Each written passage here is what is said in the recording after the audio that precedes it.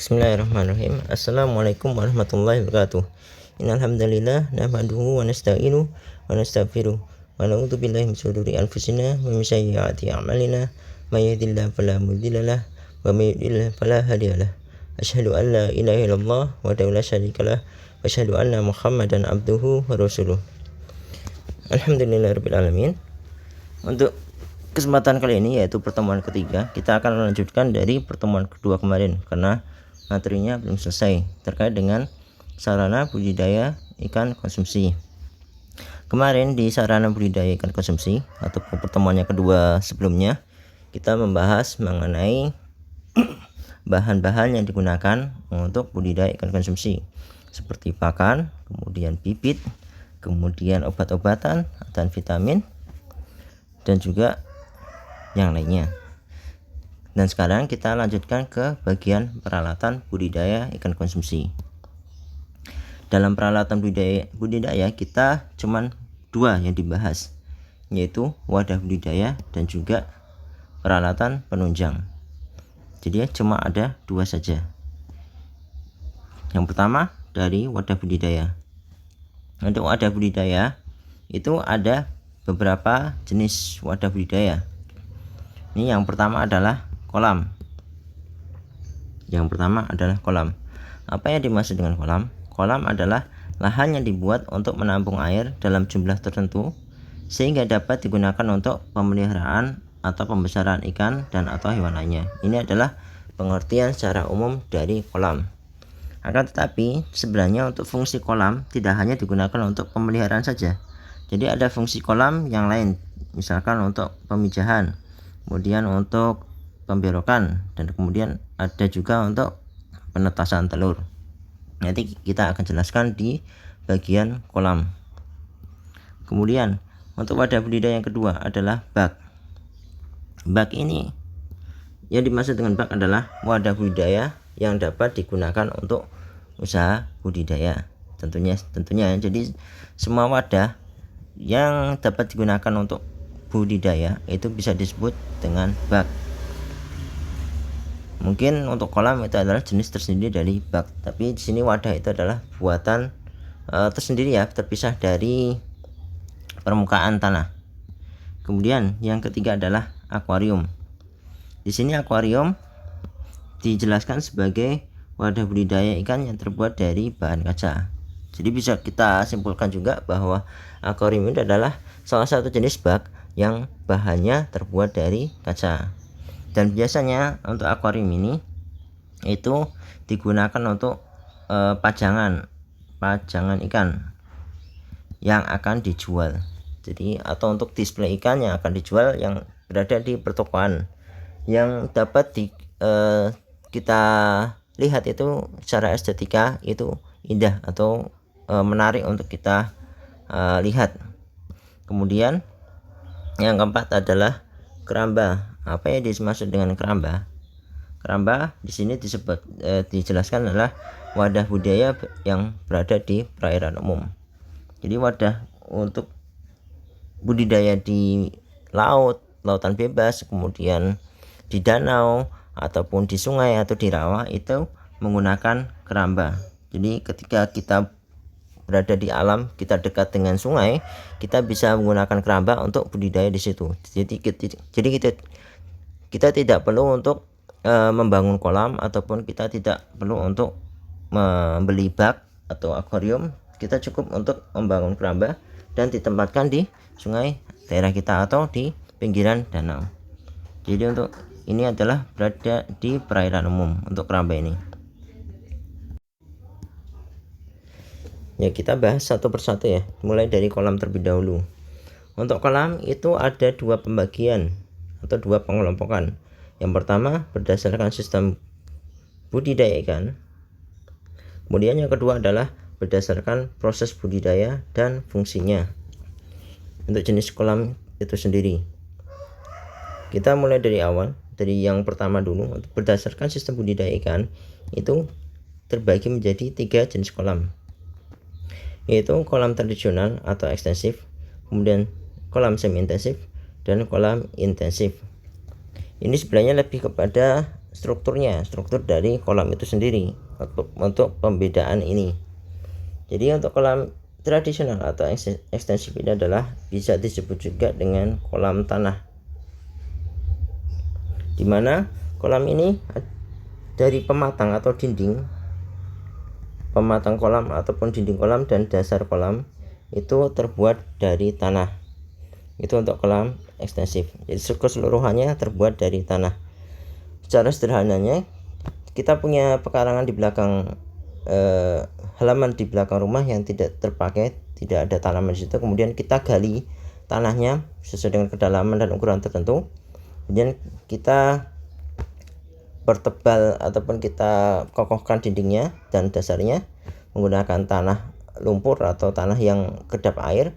Kemudian kita isi galian tersebut dengan air dan jadilah kolam tanah. Itu adalah kolam tradisional atau ekstensif. Kemudian kolam semi intensif. Kolam semi intensif adalah perkembangan atau tambahan dari kolam ekstensif. Di sini dinding terbuat dari semen atau beton, sedangkan dasarnya tetap menggunakan tanah. Kita gambarkan yang sebelumnya tadi, kita sudah membuat kolam di belakang rumah kita, kemudian dindingnya kita kuatkan lagi menggunakan beton. Jadi kita lapisi dindingnya kolam dengan beton, tetapi bawahnya tetap menggunakan tanah, dengan harapan bahwa masih tetap organik. Jadi bawahnya tetap tanah, dindingnya menggunakan beton. Itu termasuk dalam kolam semi intensif. Kemudian kolam intensif adalah pengembangan dari kolam semi intensif. Jadi untuk kolam intensif ini keseluruhannya, baik dinding maupun alas ataupun dasar, itu terbuat dari beton ataupun semen. Jadi ketika kita ingin istilahnya menguatkan kembali struktur dari kolam kita dan membuat usia ataupun penggunaan kolamnya menjadi lebih lama, kita betonkan di bagian dasarnya. Dari awal tadi dindingnya saja yang dibetonkan, kemudian dasarnya kita betonkan agar struktur dari kolam yang kita buat itu menjadi lebih kuat dan usia penggunaannya menjadi lebih lama. Itu untuk penggunaan secara intensif atau disebut juga kolam intensif. Dan kita lanjutkan ke kolam berdasarkan proses budidaya dan fungsinya. Itu ada beberapa macam. Yang pertama adalah kolam pemijahan. Kolam pemijahan itu adalah kolam tempat di mana indukan bertelur. Jadi kolam ini khusus untuk indukan bertelur di tempat situ. Tentu saja yang indukannya bertelur adalah indukan betina. Ya, indukan betina bertelur di tempat itu, kemudian indukan jantan membuahi telur yang sudah dikeluarkan oleh indukan betina di kolam itu tersebut. Nah, di sini cukup sampai fungsi itu saja. Jadi kolam pemijahan itu fungsinya untuk indukan mengeluarkan telur, kemudian indukan jantan membuahi telur itu sendiri. Nah, nanti telur yang sudah dibuahi itu akan dipindahkan ke kolam yang lain. Jadi untuk fungsi kolam pemijahan adalah untuk tempat bertelur dan pembuahan dari telur itu sendiri saja. Kemudian untuk yang kedua adalah kolam penetasan. Nah, di sini kolam penetasan ini adalah tempat di mana telur-telur itu menetas. Jadi setelah kolam pemijahan, telur tersebut kemudian dipindahkan ke kolam penetasan untuk ditetaskan. Sampai nanti anakan ikan menjadi ukuran tertentu, baru kemudian diambil, dipindahkan ke kolam yang lain atau kolam selanjutnya untuk pembesaran. Jadi kolam yang ketiga adalah kolam pemeliharaan atau kolam pembesaran. Nah, kenapa disebut kolam pemeliharaan atau kolam pembesaran? Karena ada dua fungsi di sini. Untuk kolam pemeliharaan, jadi untuk ketika anakan ikan atau bibit ikan itu ditempatkan di kolam ini, maka dipelihara, tentunya dipelihara sampai ukuran tertentu, sampai siap dijual. jadi dipelihara atau dibesarkan sampai siap dijual. Nah, jika dilakukan adalah penjualan bibit, maka disiapkan sampai ukuran bibit tertentu sampai untuk dijual. Nah, jika ingin dibesarkan lagi, bisa untuk dibesarkan sampai ukuran untuk siap konsumsi. Nah, itu adalah kolam pemeliharaan atau kolam pembesaran. Kemudian yang keempat adalah kolam pemberokan induk. Nah, di sini maksudnya kolam pemberokan induk adalah kolam di mana induk itu dipuasakan. Maksudnya dipuasakan berarti tidak dikasih makan selama mungkin 2 hari, biasanya 1 hari 2 hari atau sesuai dengan kebutuhan. Nah, fungsinya dipuasakan atau tidak diberi makan adalah untuk tentu saja mengosongkan lambungnya, jadi perutnya kosong, dan efeknya nanti kotorannya akan lebih sedikit, kotorannya dikeluarkan ikan lebih sedikit, dan nanti efeknya adalah untuk mengurangi pencemaran tempat selanjutnya. Jadi ketika induk ini akan difungsikan sebagai indukan untuk ditetaskan telurnya ataupun untuk diperanakkan, itu indukan dipuasakan, dikosongkan perutnya, lambungnya, sehingga nanti kotorannya menjadi sedikit. Nah, ketika indukan sudah dipuasakan, akan dipindahkan ke kolam pemijahan tadi untuk dikeluarkan telurnya dan dibuahi. Nah, di kolam pemijahan itu tidak boleh banyak kotoran di situ, karena tidak ada campur tangan untuk diaduk-aduk kolamnya dan sebagainya. Jadi agar lebih higienis di kolam pemijahannya. Ataupun bisa jadi untuk pemberokan ini tidak hanya untuk induk.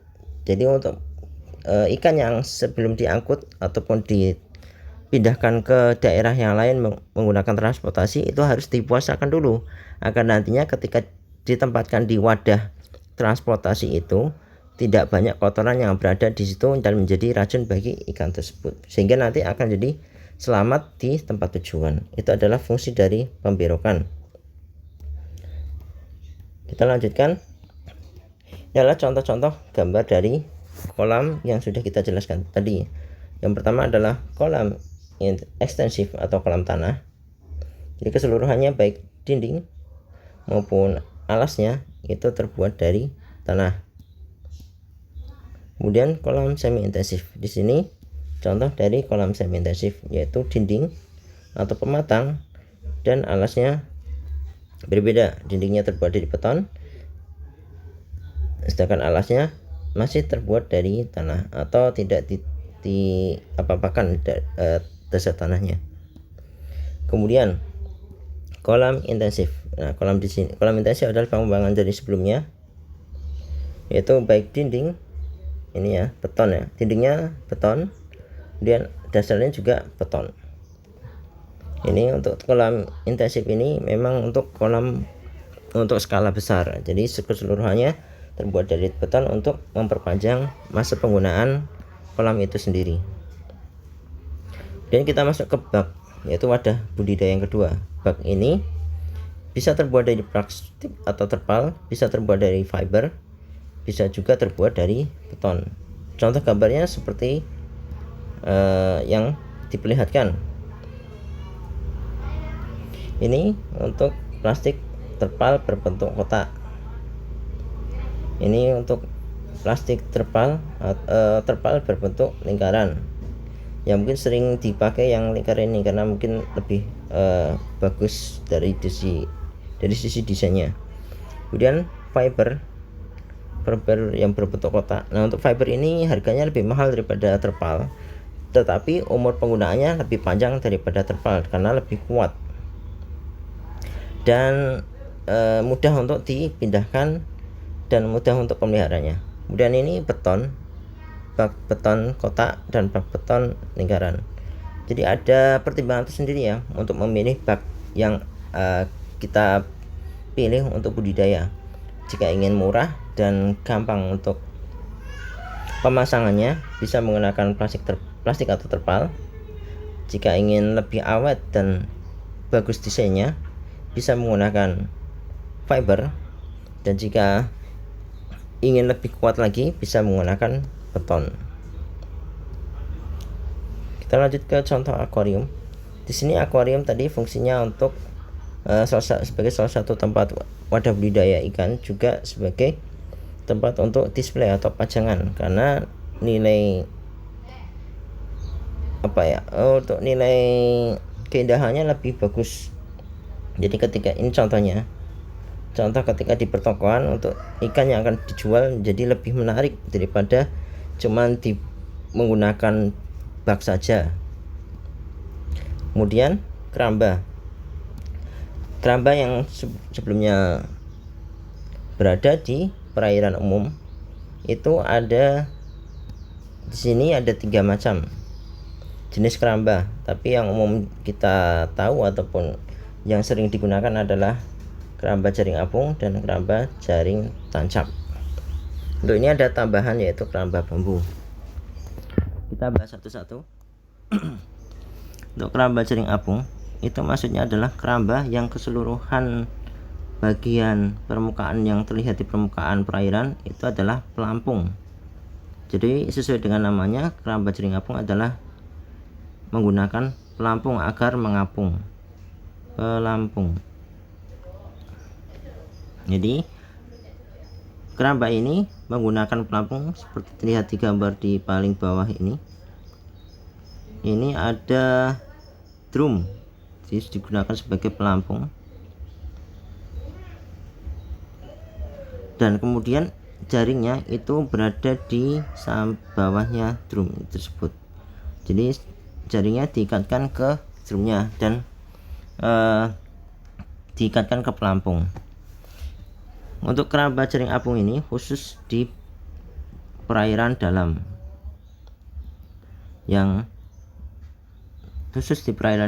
kemudian tentu saja dengan arus air yang tenang, tidak deras ya, jadi air tenang. Jadi kalau misalkan di danau bisa karena airnya tenang, ataupun di laut tapi lautnya yang di perairan yang tidak terlalu deras. Yaitu untuk keramba jaring apung. Kemudian keramba jaring tancap, sesuai dengan namanya, keramba ini menancapkan ke dalam dasar perairan.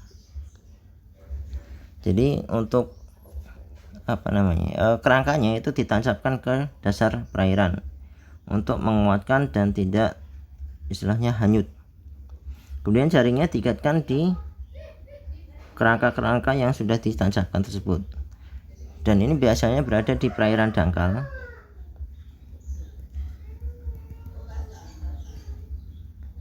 Perairan dangkal seperti di pinggiran sungai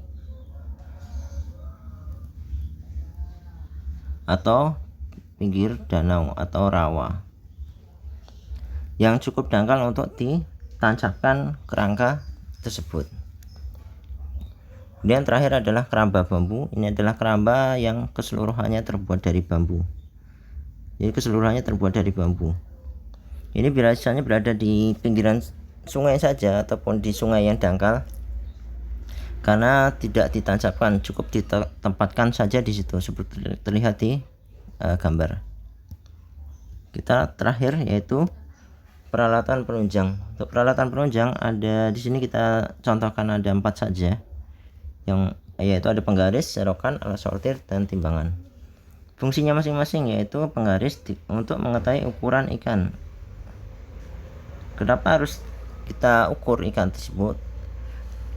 Hal ini digunakan untuk penyortiran, jadi untuk penyeragaman ukuran ikan. Misalkan kita budidaya ikan lele, nah kita tahu bahwa sifat lele ada kanibal, jadi kita harus samakan ukurannya agar nanti untuk mengurangi sifat kanibalisme itu tersendiri, dan juga untuk bisa nanti ketika panen ukurannya jadi sama, jadi tidak ada terlalu lebar jarak ukurannya dan tidak terlalu bermacam-macam jarak ukurannya. Itu fungsinya dari penggaris. Kita gunakan penggaris itu untuk ketika budidaya ikan. Kemudian serokan tentunya untuk mengambil ikan ya. Fungsinya dari serokan adalah untuk mengambil ikan untuk dipindahkan ke tempat yang lain. Kemudian alat sortir ini adalah fungsinya untuk mensortir ataupun memisahkan ikan, mengelompokkan ya, memisahkan atau mengelompokkan ikan. Jadi biasanya berbentuk, ada yang bisa terbuat dari ember, kemudian ember tersebut punya lubang-lubang di bawahnya. Kemudian cara penggunaannya adalah ikan dimasukkan ke ember tersebut, dan jika tidak sesuai dengan lubang maka ikannya akan keluar dari ember. Jika kekecilan maka ikan akan keluar dari ember. Nah, nanti yang tidak keluar dari ember ditempatkan di tempat yang lain sesuai dengan ukuran yang sama. Nah, jika yang keluar dari ember maka akan disortir lagi sesuai dengan ukuran yang sama menggunakan alat sortir yang lain. Kemudian timbangan tentunya untuk menimbang ikan. Untuk bisa banyak fungsi ya untuk menimbang ikan itu, baik untuk menghitung pakan, jadi menghitung kebutuhan pakan sesuai dengan berat badan ikan, atau bisa untuk ketika dijual, jadi berapa berat ikan yang akan dijual. Oke, insya Allah cukup itu materi kali ini. Untuk selanjutnya jangan lupa tetap menulis di buku tulis. Jadi kalau misalkan belum ditulis, untuk diulang lagi videonya untuk ditulis. Dan juga jangan lupa untuk mengerjakan tugas ya. Seperti biasa ada 2 tugas pengetahuan dan juga tugas keterampilan. Nah, kali ini untuk tugas pengetahuannya seperti biasa, yaitu menggunakan Google Form, dan untuk tugas keterampilannya tidak menyetorkan tulisan lagi atau tidak menyetorkan catatan lagi, tapi mengerjakan di Google Form untuk tugas keterampilannya. Untuk linknya sudah Ustadz bagikan di grup WA ataupun nanti di grup Telegram, dan insya Allah nanti Ustadz juga tampilkan di grup di ALC, semuanya ditampilkan. Oke, cukup itu insya Allah.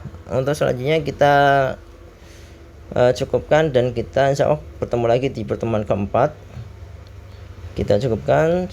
Akhirul kalam, subhanakallahumma wa bihamdik, asyhadu an la ilaha illa anta, astaghfiruka wa atubu ilaik. Jazakumullahu khairan atas perhatiannya. Assalamualaikum warahmatullahi wabarakatuh.